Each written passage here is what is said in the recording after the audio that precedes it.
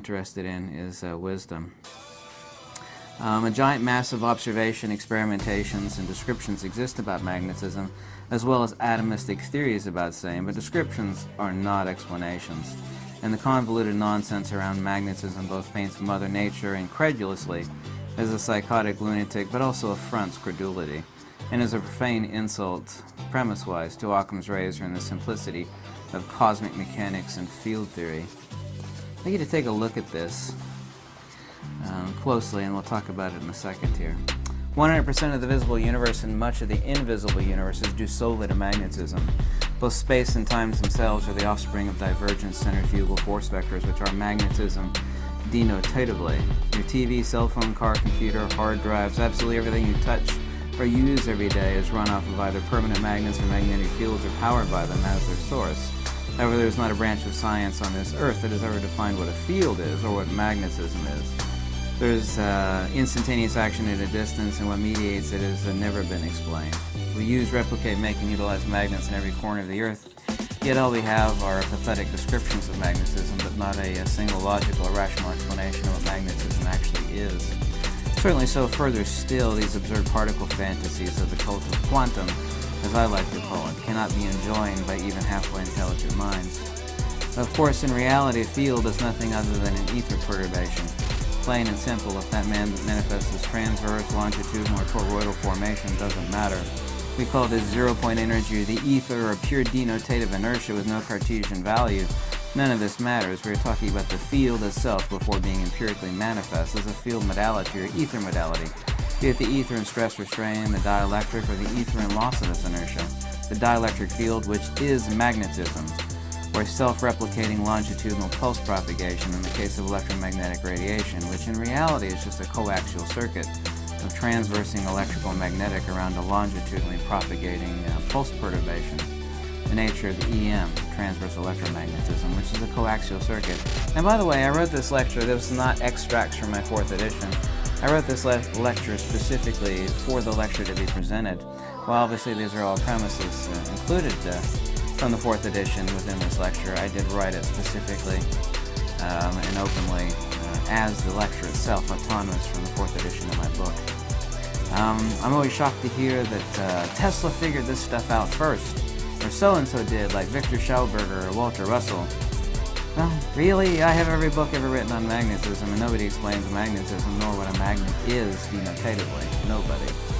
I was asking him to find me in Tesla's writings where he defines magnetism, and of course he never does it. By the way, when I'm using the term inertia in this lecture, I want you to understand this is the original denotation of inertia, not the current connotation. Like you're traveling down the road, and we have a certain inertia, if something happens or we change position.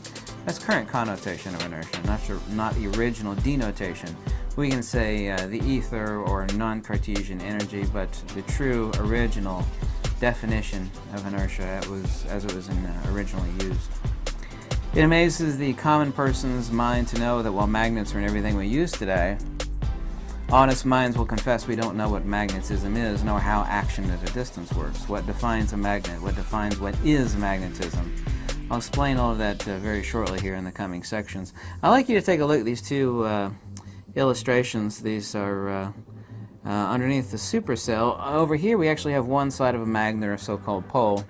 We have the exact same field geometry over here. Now this is a ring magnet, and I've outlined it in white. But here in the center there's absolutely nothing. There's nothing there. There's a ring magnet, and it's right here, and in here there's nothing. But if I were to draw a box shape around the center of this ring magnet, I have the exact same field geometry as I have underneath this diagram, underneath the supercell, which is the actual magnet underneath there. So here I actually have a magnet underneath the supercell. Here, in this boxed off area, I have absolutely nothing underneath the supercell. I wonder if you could actually think about that for a second in relationship to what has a field or what pertains to a field. If you go to several of the world's largest makers of magnets in the frequently asked page, where it's asked, how do magnets work? The answer is, we still don't know yet. You can. I encourage you to go take a look at some of the world's largest magnet manufacturers and take a look at their frequently asked questions page. Everything is governed by force of motion, inertia, and acceleration, likewise by capacitance, resistance, magnetic permeability, and dielectric permittivity.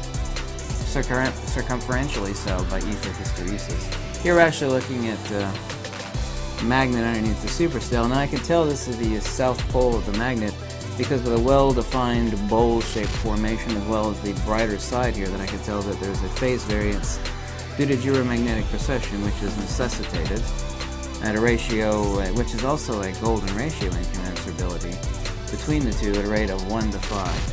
So I know over here to the right I actually have the south pole. You need to take a look at the specific type of this geometry in the lines present here, because we're going to look at a diagram in the third and fifth section of the lecture that this is an exact copy of from Charles Proteus Steinmetz of the AC field current. And that's really important. So, going to page 2 here. The primer that conjoins all field modalities is what true scientists have been looking for, and this is impossible to understand without fundamentally grasping the nature of magnetism. Having pored through all of the available texts of Tesla and others, there is no mention whatsoever as to the intrinsic nature or definition of magnetism. Certainly so by standing on the shoulders of giants, I've seen yet further, and of course I have to give a lot of credit to Faraday, James Clerk Maxwell, Steinmetz, Dollard, but mostly to Neoplatonists and the retroductive methodology of ascertaining the nature of things by means of things that are not objectively discernible, and of course that takes a long time to explain this. So let's discover the conjugate nature of magnetism and dielectricity, or the magnetodielectric conjugate, which are both mutually the foundation for everything in the cosmos. To do so, however, we must also define polarity and incommensurability. And by the way, I knew I would get questions from you and from others, and that people think, well, we have like 18 LEDs ringing the supercell or ferrocell here, so we're just looking at the lines of the LED.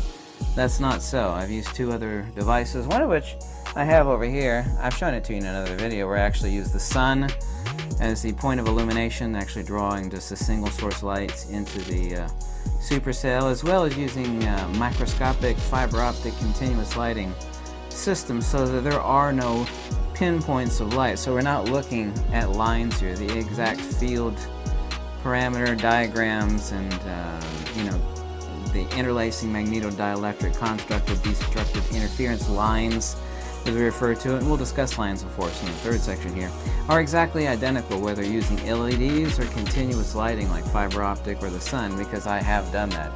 The distinction would be, this would be looking, since we're looking at a number of like 18 LEDs, the distinction would be like a low-res, old crappy TV set versus a modern LED where we actually have really smooth, edge transfer, and but it's exactly the same. So you're not looking at the LEDs in these lines.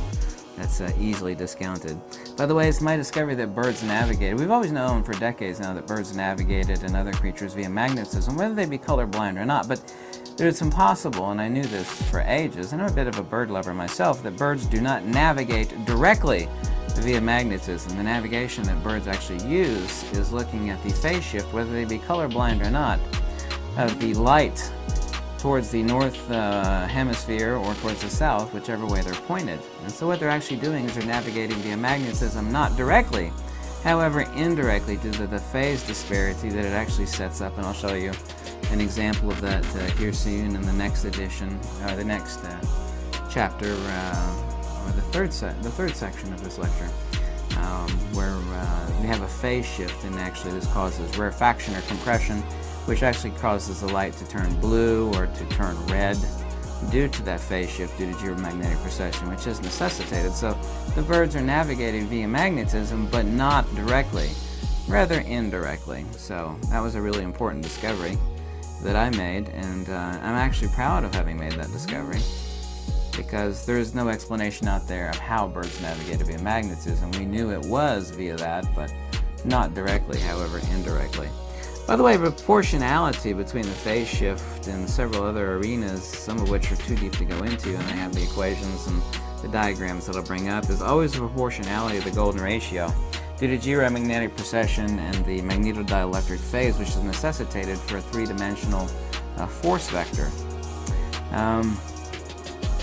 I didn't discover, even though I'm going to use a lot of supercell and ferrocell images, I did not discover this device until well into the second edition of my book, so I don't want people to think this is a lecture based upon one device. I've been researching magnetism for many, many years, and I only happened upon this into the second edition, as the inventor Tim will confirm. But it serves as a really beautiful instructional aid, visual aid, because a lot of people are not very cerebral. They need visual aids to see the geometry, and most people don't understand what a hyperboloid is, or a hypertrochoid, or a torus, or this dual conjugate geometry that defines the magnetodielectric. So this is actually a ring magnet underneath the supercell, is the image that I took. This is looking straight down. And the only one thing that actually defines there's two types of special magnets. One is pyramidal shaped, because it acts like a dielectric constrictor, just like a fireman's hose, constricts water to a really high pressure. The other is a ring magnet, which is of course a donut shaped magnet. Magnetism is, its geometry is toroidal, so you actually have a magnet that's shaped like the field geometry of magnetism itself, which is a torus. A buddy of mine created this image, and this is his first time creating a supercell, and he really did an excellent job, I have to say. So that ends the first section of the preface. If you like these videos and this lecture, you can always click the link below. Any small donation helps. So when I did this lecture, it was completely free, and anything is greatly appreciated. But once again, this is the preface. We will get into the nitty-gritty, if you will, in the third section, but really I think you should follow on to the second section of this lecture, because I think you'll find it entertaining and illuminating on several different levels. And thank you so much for watching. Lux e veritas. Bye.